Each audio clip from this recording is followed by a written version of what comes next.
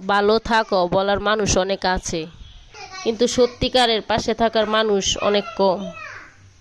এটাই সম্পর্কের সবচেয়ে জটিল দিক। কখনো কখনো মানুষ এমন কারোর হয়ে যায় যাকে সে কল্পনাও করেনি, আর এই পরিবর্তনটাই সবচেয়ে বেশি মানুষের পার্থক্য। এটাই বাস্তব। ভালোবাসা কখনো সহজ নয়। এতে একজন সব দেয়, অন্যজন সব নেয়, কিন্তু কে কাকে দিচ্ছে তা বোঝা যায় না।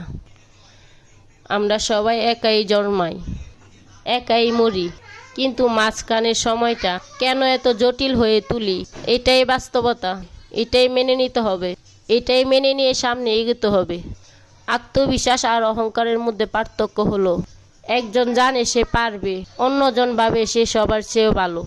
সময় সব কিছু ঠিক করে দেয়, কিন্তু সমস্যাটা হলো সময় কাউকে বলে না কখন ঠিক করবে। সবাইকে অনেক অনেক ধন্যবাদ।